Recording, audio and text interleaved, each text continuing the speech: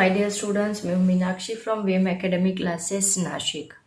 बच्चों, आज हम स्टडी करने जा रहे हैं chapter 6 super position of wave और आज उसका पहला लेक्चर है जिसमें हम इंट्रोडक्शन देखेंगे।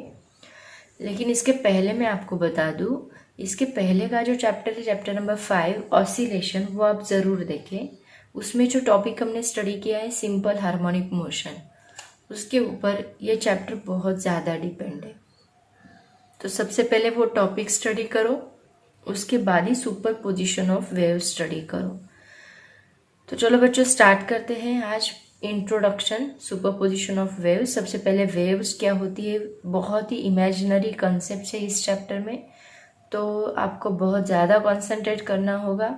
हर एक टॉपिक में इमेजिनेशन ज़्यादा है क्योंकि वो ज़्यादा हम देख नहीं पाते। वेव्स हम लोग देखते हैं लेकिन उसके हर एक पार्टिकल का मोशन हमें स्टडी करना है, इसलिए आपको कंसंट्रेट ज़्यादा करना होगा। ठीक है, तो चलो स्टार्ट करते हैं सुपर पोजिशन ऑफ वेव्स। तो बच्चों सबसे पहले देखते हैं वेव क्या होती है। देखो, इसके लिए मैं आपको एक एग्जाम्पल देती हूँ, उससे आपको बहुत अच्छे से क्लियर होगा।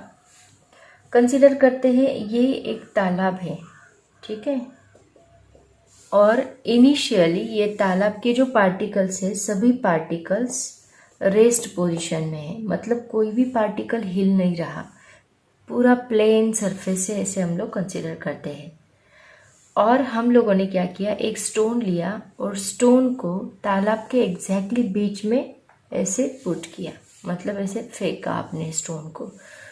तो इनिशियली ये पार्टिकल जो थे वो रेस्ट पोजीशन पे थे, मतलब बिल्कुल भी हिल नहीं रहे थे। रेस्ट पोजीशन का मतलब होता है एक स्ट्रेट लाइन होती है जिसके ऊपर किसी भी पार्टिकल का डिस्प्लेसमेंट जो होता है वो जीरो होता है। जीरो का मतलब क्या, यहाँ पे वो पार्टिकल रहेंगे, पार्टिकल बिल्कुल भी नहीं हिलेगा, ना ऊपर की डायरेक्शन में ना नीचे की डायरेक्शन में, कहीं पे भी वो पार्टिकल नहीं हिलेगा। इसको कहा जाता है, this is called as rest position. इसको रेस्ट पोजीशन भी बोलते हैं, इसके अलग अलग नाम हैं। जो अभी पार्टिकल बिल्कुल भी नहीं हिल रहे, एक ही जगह पे है वाटर के, वो कौन सी पोजीशन पे है, रेस्ट पोजीशन पे है। और इसका दूसरा नाम है मीन पोजीशन। ये सभी बातें आपको आनी चाहिए, ये ऑलरेडी मैंने ऑसिलेशन में भी एक्सप्लेन किया है, बट अभी वापस उसको बताती हूँ। और इसी को कहा जाता है इक्विलिब्रियम पोजीशन। इसके बहुत अलग अलग नाम है, इसको कहा जाता है इक्विलिब्रियम पोजीशन। अब पार्टिकल रेस्ट पोजीशन पे था, मीन पोजीशन पे था। अभी हमने क्या किया, वो पार्टिकल को यहाँ पे स्टोन डाल के एनर्जी प्रोवाइड की। इनिशियली ये रेस्ट, हम लोग रेस्ट क्यों करते हैं, क्योंकि हमारे पास एनर्जी नहीं होती। अगर हमें कोई एनर्जी दे दे तो बिल्कुल भी हम लोग रेस्ट नहीं करेंगे, फिर हम कुछ तो भी काम करेंगे, राइट ना। तो ये पार्टिकल को जब हम स्टोन यहाँ पे डालेंगे तो यहाँ के जितने भी इसके नियर अबाउट पार्टिकल्स हैं उनको हमने क्या की, एनर्जी दे दी। ठीक है, ये सभी पार्टिकल्स को एनर्जी मिल गई। वो पार्टिकल अभी उसकी रेस्ट पोजीशन पे नहीं रुकेंगे क्योंकि उनको एनर्जी मिली है, तो वो कुछ ना कुछ काम करेंगे। तो ये क्या काम करेंगे, यहाँ का पार्टिकल अभी क्या करेगा, यहाँ से ऑसिलेट होना स्टार्ट करेगा, मतलब ऊपर उछलेगा, कुछ तो भी डिस्प्लेसमेंट तक वो ऊपर उछलेगा और वापस नीचे आके गिरेगा, राइट। उसके बाद यहाँ का जो पार्टिकल है वो भी अभी ऊपर उछलेगा, वो उससे ज़्यादा ऊपर उछलेगा। ये पार्टिकल ने क्या की, यहाँ के जितने भी पार्टिकल्स थे इन्होंने क्या की, इनकी एनर्जी उसके नज़दीक के पार्टिकल्स को दे दी। अब वो भी डिस्टर्ब हो गया, मतलब देखो इनिशियली ये रेस्ट पोजीशन पे था, अभी हमने उसको डिस्टर्ब किया। जब स्टोन डाला तो उनको हमने डिस्टर्ब किया मतलब क्या, एनर्जी प्रोवाइड की। अभी ये इसके पार्टिकल को एनर्जी देगा, वो भी उछलेगा। अब ये इसके नज़दीक के पार्टिकल को एनर्जी देगा, वो भी उछलेगा। ऐसे हर एक पार्टिकल उछलते उछलते उछलते उछलते कुछ ऐसा शेप प्रोड्यूस करेगा जो हमें ऐसे दिखेगा, राइट ना। हर एक पार्टिकल उछलते उछलते ऐसा शेप प्रोड्यूस करेगा। उसके बाद क्या होगा, यहाँ से वो देखो, कभी भी हम लोग जब वाटर में रिपल्स देखते हैं, रिपल्स मतलब क्या, जब हम स्टोन डालते हैं तो हमें कुछ ऐसे सर्कल बाहर आते हुए दिखाई देते हैं। वो अप टू द कॉर्नर वो लेके वो सर्कल ऐसे बाहर आते हैं। तो वो रिपल्स कैसे होते हैं, वो सर्कल, एक सर्कल का पोर्शन कुछ ऐसे होता है, जैसे मैंने अभी दिखाया। और दूसरा सर्कल हमें दिखता है, इसका मतलब क्या, वो सर्कल सेपरेट है। एक सर्कल ऐसा है, दूसरा सर्कल ऐसा है, दूसरा सर्कल ऐसा दिखता है, तीसरा सर्कल ऐसा दिखता है, चौथा सर्कल ऐसा दिखता है। उसमें अगर हम एक स्ट्रेट लाइन कंसीडर करें, एक स्ट्रेट लाइन कंसीडर करें तो उसमें आपको पता चलेगा एक पार्टिकल का एक पोर्शन कुछ इस तरह वाइब्रेट हो रहा है। मतलब इनका एक्चुअल में ये वाइब्रेशन है। ये पार्टिकल ऊपर उछलता है, फिर नीचे आता है, वापस ऊपर उछलता है, नीचे आता है। सिमिलरली यहाँ का पार्टिकल ऊपर उछलता है, नीचे आता है। यहाँ का पार्टिकल उसके पास सबसे ज़्यादा एनर्जी है, एक एक्सट्रीम पोजीशन तक ऊपर उछलता है, फिर नीचे आता है। फिर एनर्जी वापस कहाँ आती है, जीरो पोजीशन पे, मतलब रेस्ट पोजीशन पे। अब इनका डायरेक्शन अपोजिट रहेगा। नेक्स्ट पार्टिकल जो यहाँ के पार्टिकल्स रहेंगे उनका डायरेक्शन अभी अपोजिट रहेगा, मतलब वो नीचे की डायरेक्शन में वाइब्रेट होंगे। फिर वापस यहाँ पे वो पार्टिकल का रेस्ट पोजीशन आएंगे, वापस यहाँ के पार्टिकल ऊपर उछलना स्टार्ट करेंगे। और इस तरह हमें एक पार्ट जो ऊपर मिलता है, इसको हम क्या बोलते हैं, इसको कहा जाता है क्रेस्ट। इसको क्या कहा जाता है, क्रेस्ट। ये ऑलरेडी हमने 11th में स्टडी किया है। और जो नीचे का पार्ट होता है उसको कहा जाता है ट्रफ। समझ में आया। और ये जो है ये अलोंग वाई एक्सिस ये उछल रहा है, राइट ना, अलोंग वाई एक्सिस, ये अलोंग एक्स एक्सिस ऐसे वेव की मोशन है। और ये जो अलोंग वाई एक्सिस है वो उछल रहा है। ये कितना उछलता है इसको कहा जाता है डिस्प्लेसमेंट, जो कि हम वाई से डिनोट करते हैं। अब ऐसे नहीं है कि ये डिस्प्लेसमेंट ही रहेगा, ये हम बाद में डिस्कस करेंगे कि ये डिस्प्लेसमेंट ही है क्या। जो एनर्जी यहाँ ट्रांसफर हो रही है, जो डिस्प्लेसमेंट ट्रांसफर हो रहा है, वो सिर्फ डिस्प्लेसमेंट ही होता है क्या, डिस्प्लेसमेंट ही नहीं होता। इसकी जगह पे प्रेशर भी हो सकता है, मतलब प्रेशर ट्रांसफर हो रहा है, फिर प्रेशर थोड़ा कम, फिर ज़्यादा, फिर ज़्यादा और ज़्यादा, फिर वापस कम। कभी कभी डेंसिटी भी ट्रांसफर होती है। डिस्प्लेसमेंट ट्रांसफर हो सकता है, प्रेशर ट्रांसफर हो सकता है। अलग अगर इलेक्ट्रोमैग्नेटिक वेव्स है, हमने स्टडी किए हैं 11th में इलेक्ट्रोमैग्नेटिक वेव। अगर इलेक्ट्रोमैग्नेटिक वेव्स है तो electric field and magnetic field वहाँ पे वेरी होती है, राइट ना। तो यहाँ पे इसकी जगह पे सिर्फ डिस्प्लेसमेंट नहीं, वाई की जगह पे कुछ भी हो सकता है। ये वाई डिस्प्लेसमेंट भी हो सकता है, प्रेशर भी हो सकता है, डेंसिटी भी हो सकती है, इलेक्ट्रिक एंड मैग्नेटिक फील्ड भी हो सकती है, कुछ भी हो सकता है, ठीक है। तो देखो अभी वेव मतलब क्या, ये जो हमने देखा ये क्या है, ये एक डिस्टरबेंस है जो कि वेव में प्रोड्यूस्ड किया गया है। मतलब वेव को अगर हमें डिफाइन करना हो तो हम कैसे डिफाइन करेंगे, the disturbance produced in the medium from its equilibrium position called as wave. इसी को क्या कहा जाता है, वेव कहा जाता है। जो वेव मतलब एक डिस्टरबेंस प्रोड्यूस किया जाता है, जब पार्टिकल इनिशियली रेस्ट पोजीशन पे था उसको हमने स्टोन डाल के डिस्टर्ब किया, और जो डिस्टरबेंस प्रोड्यूस हुआ किसी मीडियम में, ये वाटर एक मीडियम है, तो इस मीडियम में जो डिस्टरबेंस प्रोड्यूस हुआ उसी डिस्टरबेंस को हम लोग क्या कहते हैं, वेव कहते हैं। अब देखो यहाँ पे एक बात आपको बहुत ज़्यादा याद रखनी है। मैं इसको पहले रफ करती हूँ, फिर वो पॉइंट्स मैं आपको बताती हूँ, की पॉइंट्स वो आपको याद रखोगे। तो देखो बच्चों यहाँ पे कुछ पॉइंट्स मैं आपको बताने वाली हूँ। पहला पॉइंट है particles do not travel. Am I clear. देखो बहुत इम्पोर्टेंट है ये। जब मैंने यहाँ पे स्टोन डाला, यहाँ पे स्टोन डालने के बाद यहाँ का जो पार्टिकल है वो पार्टिकल यहाँ से यहाँ नहीं गया, बराबर। वो पार्टिकल क्या, बस उछला ऊपर की डायरेक्शन में, नीचे की डायरेक्शन में। यहाँ के पार्टिकल ने उसकी एनर्जी नज़दीक के पार्टिकल को दी और फिर वापस वो उछलना स्टार्ट करता है।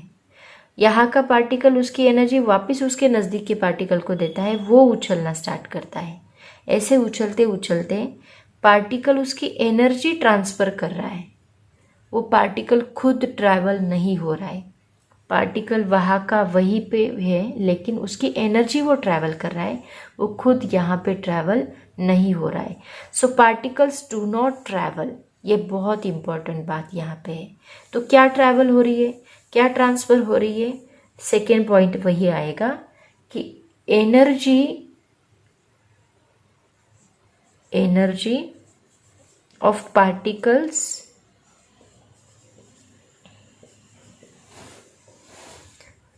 Are transfer. पार्टिकल्स की एनर्जी ट्रांसफ़र होती है लेकिन पार्टिकल खुद ट्रैवल नहीं होता। ये बात बहुत इम्पॉर्टेंट है यहाँ पे। मतलब हम बोल सकते हैं transfer of energy, there is a transfer of energy not a matter. मतलब वाटर के जैसे कि पार्टिकल्स हमने देखे, उसको मैटर भी बोल सकते हैं, सब्सटेंस भी बोल सकते हैं। एनर्जी ट्रांसफ़र होती है लेकिन मैटर ट्रांसफ़र नहीं होता, सब्सटेंस ट्रांसफ़र नहीं होता, ऐसा उसका मीनिंग है। ठीक है, बट नॉट, यहाँ पे ही कंटिन्यू कर लो, but not matter. Energy of particles are transfer but not matter.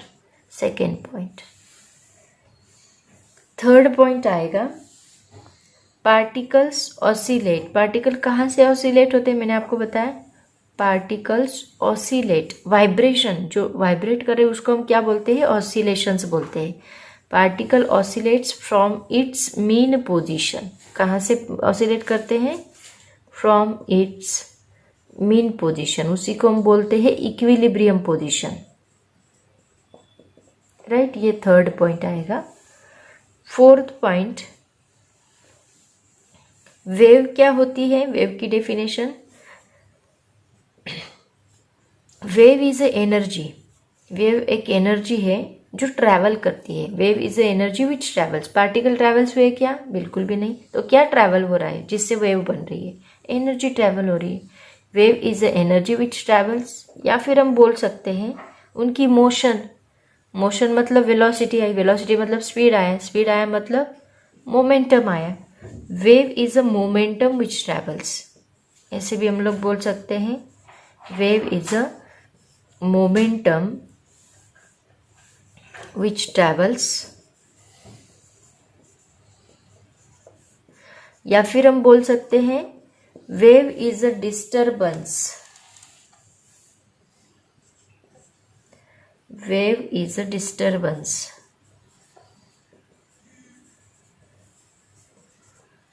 which travels।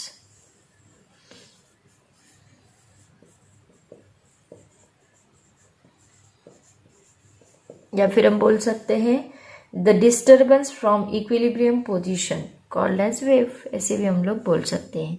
उसके बाद देखो एक पॉइंट आप याद रखोगे, सातवां पॉइंट क्या, कि motion of particles and motion of wave, ये दोनों डिफरेंट होती है। देखो कैसे, यहाँ का पार्टिकल जो है वो ऐसे मोशन कर रहा है और वेव जो है वो ऐसे मोशन कर रही है, राइट ना। मतलब मोशन ऑफ वेव ये है और मोशन ऑफ पार्टिकल ये है, ये दोनों भी डिफरेंट है। तो हम लोग यहाँ पे पॉइंट क्या लिखेंगे, motion of particle, motion of particle and motion of wave are different.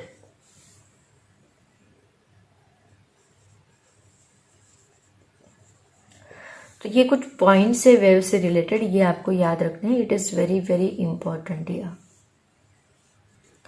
Next point देखते हैं बच्चों, टाइप्स ऑफ वेव। तो वेव को मेनली दो पार्ट्स में डिवाइड किया जाता है। मेनली दो टाइप्स होते हैं इसके। एक होता है mechanical wave, mechanical wave, and दूसरा होता है non mechanical wave, non mechanical waves. मतलब क्या, देखो मैकेनिकल वेव्स मतलब ऐसी वेव्स जिनको मीडियम लगता है। Waves which requires medium called as mechanical wave, which requires medium called as mechanical wave, and non-mechanical waves मतलब which do not require medium। जैसे कि हम लोगों ने 11th स्टैंडर्ड में इलेक्ट्रोमैग्नेटिक वेव स्टडी की है, राइट ना। तो इलेक्ट्रोमैग्नेटिक वेव्स को मीडियम की ज़रूरत नहीं होती, मतलब वो स्पेस में भी ट्रैवल कर सकती हैं, उनको मीडियम की ज़रूरत नहीं होती। सिमिलरली यहाँ मीडियम की ज़रूरत, जैसे कि साउंड वेव्स, अगर यहाँ पे एयर मीडियम नहीं होता तो हमारा साउंड आपकी तरफ नहीं आता, राइट ना। तो यहाँ पे एग्जाम्पल हम ले सकते हैं साउंड वेव, यहाँ पे बहुत सारे एग्जाम्पल हैं। साउंड वेव्स, ये एक एग्जाम्पल है। और दूसरा एग्जाम्पल हम बता सकते हैं वेव्स ऑन अ स्ट्रिंग, मतलब सपोज कंसिडर करते हैं एक थ्रेड हमने लिया, वो थ्रेड को आपने यहाँ पे टाई किया और इसको आप यहाँ से ऐसे ऑसिलेट कर रहे हो, ऊपर नीचे कर रहे हो, तो हमें दिखता है ये वेव का शेप कुछ इस तरह होता है। तो यहाँ पे स्ट्रिंग के ऊपर जो वेव बन रही है वो, उसके लिए भी ये स्ट्रिंग एक मटेरियल मीडियम है, राइट ना। सो इसके लिए मीडियम की ज़रूरत है, तो वेव्स ऑन अ स्ट्रिंग, ये भी एक एग्जाम्पल आएगा इसका, वेव्स ऑन अ स्ट्रिंग। उसके बाद दूसरा एग्जाम्पल लिख सकते हैं, बहुत सारे एग्जाम्पल है जो हम स्टडी करने वाले हैं already. Waves on air column, air column के ऊपर जो वेव्स बनती है वो भी एक एग्जाम्पल है। ऐसे बहुत सारे जहाँ जहाँ पे मटेरियल मीडियम की वाटर वेव्स, वाटर में जो वेव्स प्रोड्यूस होती है, जो अभी हमने एग्जाम्पल दिया, जो रिपल्स प्रोड्यूस होते हैं, ये भी क्या है, एक मैकेनिकल वेव है।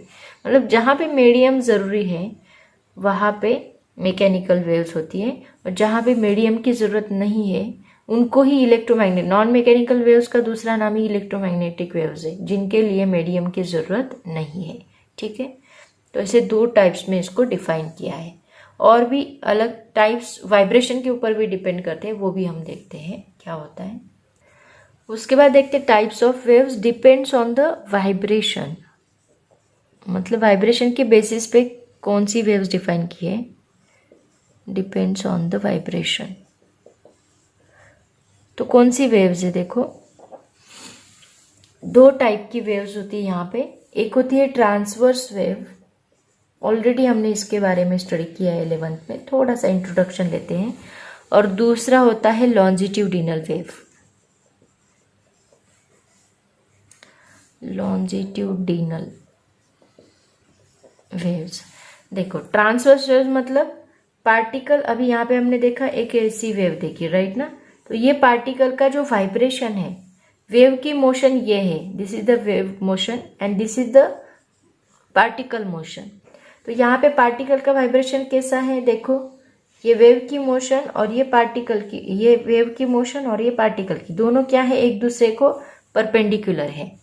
सो जिसमें wave motion and particle motion एक दूसरे को परपेंडिकुलर होते हैं उसको कहा जाता है transverse wave. The waves in which vibration of particle are perpendicular to wave motion called as transverse wave. But longitudinal wave में क्या होगा, वाइब्रेशन भी इसी डायरेक्शन में और मोशन भी, वेव की मोशन भी इसी डायरेक्शन में। मतलब यहाँ पे पार्टिकल का वाइब्रेशन कैसे होगा, ऐसे होगा, यहाँ पार्टिकल ऐसे वाइब्रेट हो रहे हैं, अभी पार्टिकल ऐसे है। पहले जैसे कि स्प्रिंग क्या होती है, पहले कंप्रेस होती है फिर रेयर फैक्ट होती है, कंप्रेस होती है फिर रेयर फैक्ट होती है। तो यहाँ पे वेव जो है ये कंप्रेस होगी, पार्टिकल पहले कंप्रेस होंगे फिर रेयर फैक्ट होंगे, फिर कंप्रेस्ड होंगे फिर रेयर फैक्ट होंगे। तो यहाँ पे देखो वेव भी इधर ही जा रही है और पार्टिकल भी ऐसे ही वाइब्रेट हो रहे हैं, पहले compression rarefaction, compression rarefaction. तो ये दोनों एक दूसरे को पैरेलल है। तो जहाँ पे पार्टिकल का वाइब्रेशन एंड वेव की मोशन ये एक दूसरे को पैरेलल होते हैं उनको कहा जाता है लॉन्जिट्यूडिनल वेव, और जहाँ पार्टिकल का वाइब्रेशन एंड वेव मोशन एक दूसरे को परपेंडिकुलर होते हैं उनको कहा जाता है ट्रांसवर्स वेव। तो ऐसे दोनों, इनको हमने 11th में डिटेल में स्टडी किया है, अभी जस्ट हम लोग इसका इंट्रोडक्शन देखने वाले हैं। ठीक है, उसके बाद एक एग्जांपल ऐसा है जो ट्रांसवर्स भी होता है लॉन्जिट्यूड, जैसे कि रिपल्स ऑन वाटर, वाटर के ऊपर जो रिपल्स आते हैं, बराबर है ना, रिपल्स ऑन वाटर, स्टोन डालने के बाद वाटर के ऊपर ऐसे सर्कल्स हमें दिखाई देते हैं। तो वो जो है वो दोनों एग्जाम्पल दोनों के लिए है, ट्रांसवर्स वेव भी है लॉन्जिट्यूडिनल वेव भी है, दोनों के लिए। यहाँ मटेरियल मीडियम का कोई इशू नहीं है transverse waves and longitudinal wave में, जैसे कि हमने मैकेनिकल एंड नॉन मैकेनिकल में देखा था, मटेरियल मीडियम रिक्वायर्ड मीडियम, वैसे इसका कुछ इशू नहीं है। लॉन्जिट्यूडिनल वेव में साउंड वेव आती है, ट्रांसवर्स वेव में इलेक्ट्रोमैग्नेटिक वेव आती है, इसमें ट्रांसवर्स वेव में वाटर वेव्स भी आ सकती है क्योंकि वाटर वेव्स में भी ऐसे शेप दिखता है, but ripples on water waves that is longitudinal also. तो ऐसे उसके एग्जाम्पल हम लोग देख सकते हैं। अगर आपको इसको डिटेल में स्टडी करना है तो 11th का टॉपिक पढ़ो, उसमें मैंने डिटेल में बताया है। बच्चों नेक्स्ट पॉइंट हम लोग देखने जा रहे हैं कॉमन प्रॉपर्टीज ऑफ वेव। मतलब कुछ बेसिक डेफिनेशंस है, उनको हम प्रॉपर्टीज बोलते हैं। ऑलरेडी हम लोगों ने इसके पहले भी स्टडी की है, आज वापस बताती हूँ। लेकिन उसके पहले वन वेव क्या होती है देखो, वन वेव बोल सकते हैं या फिर हम बोल सकते हैं वन वाइब्रेशन क्या होता है। वन वाइब्रेशन भी बोल सकते हैं हम उसको, वन वेव भी बोल सकते हैं। मतलब देखो अभी अभी हमने वेव देखा, मैंने आपको बताया कि ये हम लोग वेव इसको कहते हैं। तो देखो एक ये ऊपर का पार्ट जिसको हम क्रेस्ट बोलते हैं, तो एक क्रेस्ट मिला के और एक ट्रफ मिला के जितना पोर्शन है इसको हम वन वेव बोलते हैं। This is one vibration, this is another vibration, इसी को वन वेव बोला जाता है।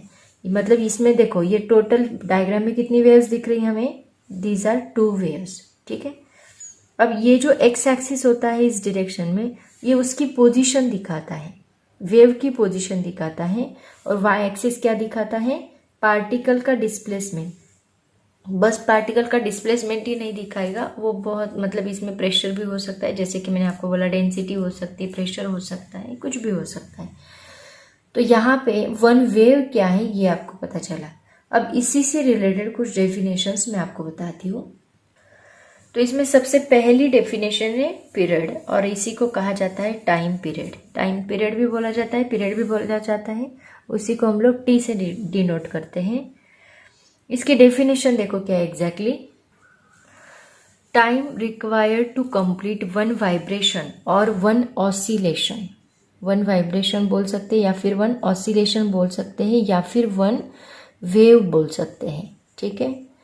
मतलब यहाँ पे मैंने आपको बताया कि ये एक वेव, एक वाइब्रेशन या फिर एक ऑसिलेशन कंप्लीट करने के लिए कितना टाइम लगा, 1 सेकेंड 2 सेकेंड, उसी को कहा जाता है time period. Time required to complete one oscillation called as one time period. इसका एसआई यूनिट क्या आएगा, टाइम का एसआई यूनिट क्या होता है, CGS SI सेकेंड। तो यहाँ पे टाइम का यूनिट क्या आएगा, सेकेंड। सेकेंड डेफिनेशन है फ्रीक्वेंसी, वो डिनोट किया जाता है एन से, कभी कभी इसको ईटा से भी डिनोट किया जाता है। ईटा नहीं, कोएफिशिएंट के लिए ईटा नहीं, न्यू से डिनोट ज़्यादा किया जाता है, एन से या न्यू से डिनोट किया जाता है। तो फ्रीक्वेंसी का मतलब क्या होता है, number of oscillations travel in 1 second. मतलब 1 सेकेंड में suppose 1 oscillation, 2 oscillation, 3 oscillation, 1 second में सपोज 3 ऑसिलेशन पास हुए, 1 2 3, तो फ्रीक्वेंसी कितनी होगी यहाँ पे 3, इसका ऐसा यूनिट होता है हर्ट्ज, तो फ्रीक्वेंसी होगी 3 हर्ट्ज। 2 ऑसिलेशन पास हुए तो 2 हर्ट्ज। ऐसे नंबर ऑफ ऑसिलेशन 1 सेकेंड में कितने पास हो रहे उसको कहा जाता है फ्रीक्वेंसी। तो जितने ज़्यादा ऑसिलेशन पास होगी उतनी ज़्यादा फ्रीक्वेंसी होगी और उतनी ज़्यादा वो स्ट्रॉन्ग वेव होगी। तो देखो नंबर ऑफ ऑसिलेशंस ज़्यादा कब पास होंगे, जब ये डिस्टेंस कम होगा। मतलब सपोज अभी दूसरा मैं आपको डायग्राम बताती हूँ, ये डायग्राम में देखो ये डिस्टेंस कम है, राइट ना। तो इसमें देखो 1 सेकेंड में कितनी वेव पास हो रही है और इसमें देखो 1 सेकेंड में कितनी वेव पास हो रही है।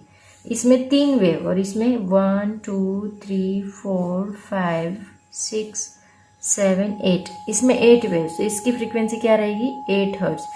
दिखने में वेव छोटी है लेकिन उसकी फ्रीक्वेंसी ज़्यादा है, तो ये स्ट्रॉन्ग वेव हो गई। तो जितनी ज़्यादा, जितना कम ये डिस्टेंस उतनी ज़्यादा फ्रीक्वेंसी होती है। और ये डिस्टेंस को हम क्या कहते हैं, ये हम नेक्स्ट पॉइंट में देखते हैं। फ्रीक्वेंसी समझ में आया, number of oscillation travel in 1 second called as frequency. और इसका फॉर्मूला होता है n is equal to 1 divide by T, ये इसका फॉर्मूला होता है। इसका SI यूनिट क्या होता है, अभी अभी मैंने आपको बताया, एक तो हर्ट्ज होता है या फिर डिवाइड बाई टी है, मतलब S⁻² क्या आएगा -1 आएगा, ठीक है, सेकेंड इनवर्स या फिर हर्ट्ज। उसके बाद देखो नेक्स्ट डेफिनेशन क्या है, वेवलेंथ। अभी मैंने बताया डिस्टेंस, तो ये वेवलेंथ मतलब ये डिनोट किया जाता है लैम्बडा से, इसको लैम्बडा कहा जाता है। The distance between 2 successive particle which are in the same state of vibration. मतलब देखो क्या, सपोज यहाँ पे मैंने ये वेव कंसिडर की, यहाँ का पार्टिकल मैंने कंसिडर किया। अब नेक्स्ट टाइम पे वो पार्टिकल कहाँ पे आ रहा है, यहाँ पे, ये वाला नहीं है, ये वाला, इसके लिए कौन सा रहेगा, ये पार्टिकल अलग है। यहाँ का जो पार्टिकल है ये और ये दोनों सेम स्टेट ऑफ वाइब्रेशन में है, यहाँ का और यहाँ का पार्टिकल। मैंने यहाँ का कहा, यहाँ का पार्टिकल और यहाँ का पार्टिकल ये दोनों सेम स्टेट ऑफ वाइब्रेशन है। सिमिलरली यहाँ का पार्टिकल, यहाँ का particle same state of vibration, यहाँ का पार्टिकल, यहाँ का particle same state of vibration, यहाँ का पार्टिकल एंड यहाँ का पार्टिकल नहीं, यहाँ का नहीं आएगा, राइट, यहाँ का ही, यहाँ का पार्टिकल और यहाँ का particle same state of vibration. उसके बाद यहाँ का पार्टिकल, यहाँ से आई देखो ये वेव, और यहाँ का पार्टिकल, ये दोनों भी सेम स्टेट ऑफ वाइब्रेशन में। तो ये जितने भी पार्टिकल है सेम स्टेट ऑफ वाइब्रेशन में, उनके बीच का जो डिस्टेंस है उसको हम क्या कहते हैं, वेवलेंथ। मतलब सपोज ये दोनों सेम स्टेट ऑफ वाइब्रेशन के पार्टिकल देखें तो इन दोनों में कितना डिस्टेंस रहेगा, 1 लैम्बडा, ठीक है। अब आगे और हमने लिया ये तीसरा डिस्टेंस, तो ये यहाँ से यहाँ तक का डिस्टेंस कितना होगा, दैट इज 2 लैम्बडा। यहाँ से यहाँ तक ये 1 लैम्बडा हो गया, ये 2 लैम्बडा, राइट। सिमिलरली यहाँ और यहाँ, इन दोनों के बीच में कितना डिस्टेंस होगा, वेवलेंथ मतलब लैम्बडा। सिमिलरली ये और ये पार्टिकल, इन दोनों के बीच में कितना डिस्टेंस होगा, लैम्बडा। इसको कहा जाता है वेवलेंथ। और डिस्टेंस है तो डिस्टेंस का ऐसा यूनिट क्या होता है, मीटर। डिस्टेंस हम लोग मीटर में यूज करते हैं, लेकिन ये बहुत ही छोटा होगा तो उसको एक अलग यूनिट है, that is the angstrom. Already हमने देखा है एंगस्ट्रॉम इज इक्वल टू क्या होता है, 10⁻⁻10 मीटर। -10 मतलब बहुत छोटा, देखो तो 1 एंगस्ट्रॉम इज इक्वल टू होता है 10⁻10 मीटर। तो वेवलेंथ के लिए हम लोग एंगस्ट्रॉम भी यूज करते हैं एंड मीटर भी यूज करते हैं। तो समझ में आया। तो अभी देखो इन दोनों में क्या डिफरेंस है, फ्रीक्वेंसी और वेवलेंथ में। जितनी कम वेवलेंथ उतनी ज्यादा फ्रीक्वेंसी। देखो अगर मैं वेवलेंथ कम कर दूं, वेवलेंथ में कम कर दूं, मतलब ये डिस्टेंस हमने कम किया था, तो मैंने क्या बताया, 1 सेकेंड में 8 वेव्स ट्रैवल हुई थी, और अगर ये डिस्टेंस बढ़ाया तो 1 सेकेंड में 3 ही वेव ट्रैवल हुई। मतलब वेवलेंथ हमने कम की तो फ्रीक्वेंसी बढ़ गई, और वेवलेंथ ज़्यादा की तो फ्रीक्वेंसी कम हो गई। दोनों एक दूसरे को इन्वर्सली प्रोपोर्शनल है, राइट ना, दोनों एक दूसरे को इन्वर्सली प्रोपोर्शनल है। ये बात यहाँ पे बहुत ज़्यादा इम्पोर्टेंट है। तो देखो वेलोसिटी इज इक्वल टू क्या होता है, वेलोसिटी इज इक्वल टू होता है distance divide by time, distance divide by time. तो यहाँ पे डिस्टेंस, एज अ डिस्टेंस हम लोग क्या ले रहे हैं, एज अ डिस्टेंस हम लोग ले रहे lambda and divide by time T. तो लैम्बडा, वेलोसिटी एंड टाइम तीनों में क्या रिलेशन बनेगा, फिर लैम्बडा इज इक्वल टू बनेगा v इंटू टी। ये बहुत ज़्यादा इंपॉर्टेंट है क्योंकि हमने इसके पहले भी देखा है ये रिलेशन।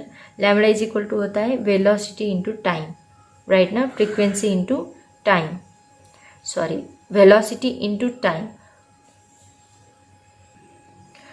एंड इसी को अगर हम ऐसा करें तो, अगर मैंने देखो यहाँ पे क्या रिलेशन है, lambda is equal to v into T.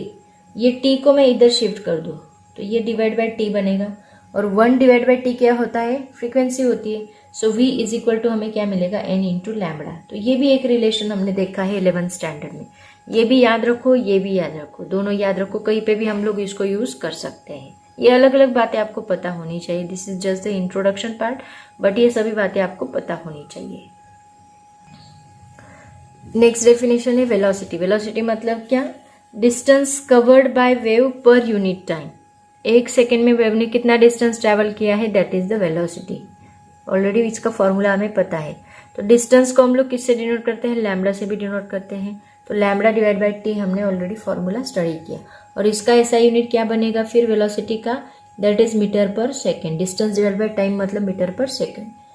उसके बाद 5वां हम लोग देखने वाले हैं एम्पलीट्यूड। एम्पलीट्यूड का मतलब क्या होता है, देखो मैक्सिमम डिस्प्लेसमेंट जो वेव ट्रैवल करेगी, मतलब यहाँ से हमने देखा, यहाँ से मैक्सिमम डिस्प्लेसमेंट कौन सा है, ये, तो ये हो गया इसका एम्पलीट्यूड मैक्सिमम। ये वाला नहीं आएगा, ये छोटा है, ये उससे बड़ा है, ये उससे बड़ा है, बट सबसे बड़ा कौन है, ये। तो ये सबसे बड़ा जो है उसको हम एम्पलीट्यूड बोलते हैं।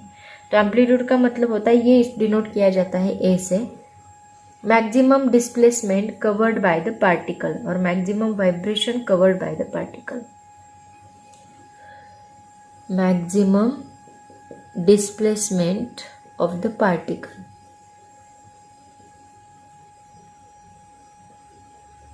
ओके।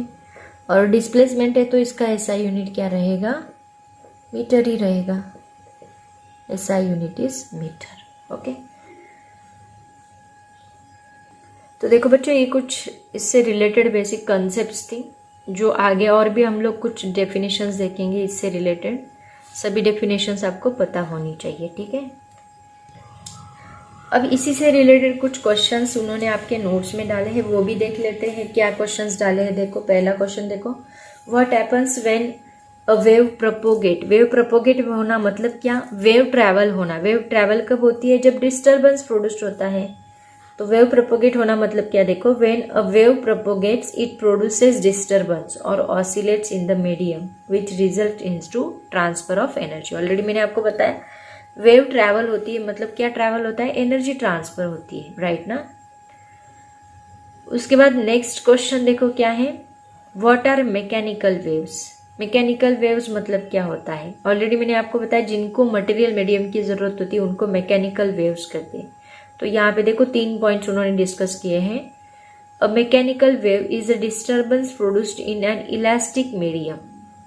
इलास्टिक मतलब क्या, जो मूव हो सके, जिसके पार्टिकल मूवेबल है, ऐसे मीडियम को हम लोग इलास्टिक मीडियम बोलते हैं। Due to periodic vibration after equal interval of time, जो रिपीट होता है उसको पीरियोडिक बोलते हैं। Particles of the medium about their respective mean position, right. सभी चीजें आपको पता है यहाँ पे मीन पोजीशन क्या होती है। सेकेंड पॉइंट देखो, in this process energy and momentum are transfer from one particle to another particle. Already मैंने आपको बताया पार्टिकल ट्रैवल नहीं होता, एनर्जी ट्रैवल होती है, मोमेंटम ट्रैवल होता है। थर्ड पॉइंट देखो, वेव कैरीज और transfer energy from one point to another but there is no transfer of matter और particle of their medium in which the wave is travelling. Already मैंने आपको बताया matter travel नहीं होता, बस उसकी एनर्जी ट्रैवल होती है। These are called as mechanical waves. ऐसे आप इसको एक्सप्लेन करते हो। और शॉर्ट में अगर आपको एक्सप्लेन करना है तो waves which required material medium called as mechanical waves, या फिर इलास्टिक मीडियम भी बोल सकते हैं आप लोग, ठीक है। उसके बाद देखो नेक्स्ट क्वेश्चन क्या है, what are electromagnetic waves. Already मैंने बताया नॉन मैकेनिकल वेव्स मतलब जिनको मटेरियल मीडियम की जरूरत नहीं होती उनको हम इलेक्ट्रोमैग्नेटिक वेव्स बोलते हैं। Waves which do not required material medium for their propagation are called electromagnetic waves. देखो एक सेपरेट चैप्टर है आपके 11th में इससे रिलेटेड, कम्युनिकेशन सिस्टम में हमने मैकेनिकल वेव्स क्या होती है उसको डिटेल में देखा है, तो वहां पे आप देखो। नेक्स्ट क्वेश्चन देखो उन्होंने क्या पूछा है, how are mechanical waves different from electromagnetic waves. Mechanical waves different कैसे होती है, जैसे मैंने आपको बताया मैकेनिकल वेव्स को लगता है मटेरियल मीडियम प्रोपोगेशन के लिए, इलेक्ट्रोमैग्नेटिक वेव्स को मटेरियल मीडियम की जरूरत नहीं होती है। Mechanical waves requires material medium for their propagation, various electromagnetic waves do not required any material medium for their propagation, okay. Next point देखो, what are sound waves. Sound waves क्या होती है, sound waves होती है जो pressure, मैंने आपको बोला डिस्प्लेसमेंट ही चेंज हो सकता है ऐसे नहीं है, प्रेशर भी चेंज हो सकता है।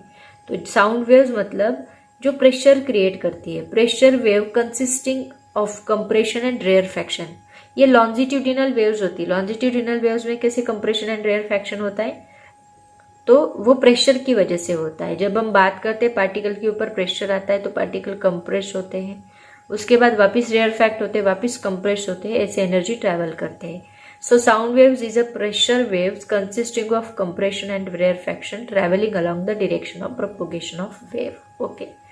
So ये कुछ बातें, ये कुछ इंट्रोडक्शन में क्वेश्चंस उन्होंने दिए, सभी क्वेश्चंस मैंने कवर किए हैं और भी डिटेल में मैंने आपको एक्सप्लेन किया है। अभी नेक्स्ट लेक्चर में हम लोग आगे का टॉपिक स्टडी करेंगे, that is the progressive wave क्या होता है, ठीक है। तो आज मैं यहीं पे रुकती हूँ बच्चों, सब टॉपिक्स मैंने डिटेल में एक्सप्लेन किए हैं आपको, एग्जैक्टली हर एक पॉइंट पे क्या होता है वो मैं वेव में वो मैंने आपको बताया है। तो होप सो आज का टॉपिक आपको समझ में आया होगा। पढ़ाई करते रहो, थैंक यू सो मच। और भी कुछ हमें बहुत ज़्यादा पढ़ना है, सुपरपोजिशन ऑफ वेव्स को बहुत डिटेल में पढ़ेंगे हम लोग, ठीक है। उसके रिलेटेड क्वेश्चंस भी देखेंगे, कॉम्पिटिटिव एग्जाम्स में इसके रिलेटेड क्वेश्चंस पूछे गए वो भी देखेंगे, ठीक है। तो आज हम यहीं पे रुकते हैं बच्चों। इसके पहले आप 11th का भी थोड़ा रिवाइज करो, क्योंकि वो उसके ऊपर भी बहुत ज़्यादा डिपेंड है, बहुत सारे इक्वेशंस भी यूज़ किए उसके।